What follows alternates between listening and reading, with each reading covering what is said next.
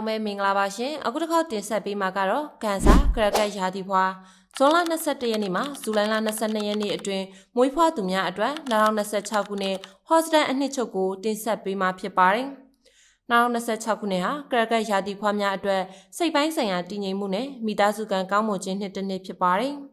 မိမိရဲ့ပင်ကိုယ်ဗီဇဖြစ်တဲ့ကျင်နာဂရုစိုက်မှုတွေကနေတဆင့်ဘဝရဲ့အောင်မြင်မှုတွေကိုတည်ဆောက်နိုင်ပါလိမ့်မယ်ငွေကြေးနဲ့စီးပွားရေး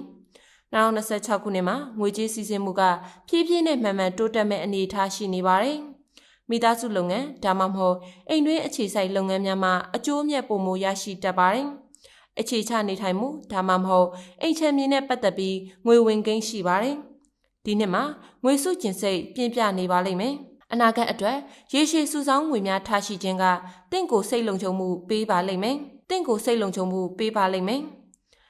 ခန်းစားချက်ကိုဦးစားပေးပြီးအဖိုးတန်ပစ္စည်းများဝယ်ယူခြင်းကိုရှောင်ကျဉ်သင့်ပါတယ်။အထူးသဖြင့်နှစ်လယ်ပိုင်းမှာမလိုအပ်သောအသုံးစရိတ်များရှိလာနိုင်ပါတယ်။အချစ်ရေးနဲ့အိမ်အောင်ရေးကရကက်ရာသီဖွားတွေအတွက်နှွေးထွေးမှုအရှိဆုံးကဏ္ဍဖြစ်လာမှာပါ။ရင်းနှီးပြီးသားသူဒါမှမဟုတ်မိတ်ဆွေဟောင်းတဦးနဲ့အချစ်ဇလန်းစတင်ရတတ်ပါတယ်။ဒီနှစ်မှာတွေ့ရသူကတင့်အပေါ်အလေးနဲ့ထားမဲ့သူဖြစ်နိုင်ပါတယ်။အိမ်အောင်ရေးအလွန်တာယာပါမယ်။အိမ်နောက်ဘက်နဲ့အတူအိမ်အပြင်ဆင်ပြောင်းလဲခြင်းဒါမှမဟုတ်အိမ်အသစ်တက်ခြင်းများကြုံတွေ့ရတတ်ပါတယ်။မိသားစုအတွင်းနားလည်မှုပိုမိုရရှိမဲ့အချိန်လည်းဖြစ်ပါတယ်။အလုပ်အကိုင်မှာစိတ်ရည်ချမ်းသာစွာလုပ်ကိုင်ရခြင်းကိုဦးစားပေးလာပါလိမ့်မယ်။လုပ်ငန်းခွင်အတွင်းမှာလူချစ်လူခင်ပေါ်များပါမယ်။သူတို့အားကိုကူညီတဲ့တင်ရဲ့စိတ်နေစိတ်ထားကြောင့်အထက်လူကြီးတွေရဲ့ယုံကြည်မှုကိုရရှိပါလိမ့်မယ်။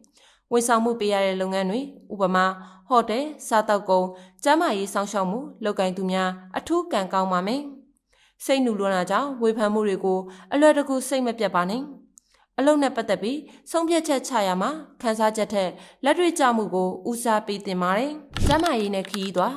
ကျန်းမာရေးအစာချေစနစ်နဲ့ရင်ပတ်ပိုင်းဆိုင်ရာကျန်းမာရေးကိုအထူးဂရုစိုက်ပါ။စိတ်တော့ကရောက်ရင်အစာမကြေတာမျိုးဖြစ်တယ်လို့စိတ်ကိုအမြဲတမ်းကြည်လင်အောင်ထားပါ။ရေတက်များများတောက်ပေးဖို့လိုအပ်ပါတယ်။ခရီးဝေးထက်မိသားစုနဲ့အတူရေနီးမြေနီးအပန်းဖြေခရီးတိုလေးတွေတွားရတတ်ပါတယ်။ရေတက်ကုန်များရှိရာဒါမှမဟုတ်ကမ်းခြေခရီးစဉ်များကတင့်ကိုစွမ်းအားအသစ်တွေပေးပါလိမ့်မယ်။ရေထွက်ကုန်များရှိရာဒါမှမဟုတ်ကမ်းခြေခရီးစဉ်များကတင့်ကိုစွမ်းရည်အသစ်တွေပေးပါလိမ့်မယ်။အကြံပြုချက်အနေနဲ့ကတော့2026ခုနှစ်မှာမိမိယုံကြည်မှုကိုမြင့်တင်ပါသူတစ်ပါးအရေးကိုလိုက်ပါကူညီနေရတယ်လို့မိမိရဲ့ကိုယ်ပိုင်တိုးတက်မှုအတွက်လည်းအချိန်ပေးဖို့မမေ့ပါနဲ့ရှင်။ကျမတို့ရဲ့နေလား channel ကို like subscribe လုပ်ဖို့မမေ့ပါနဲ့နော်။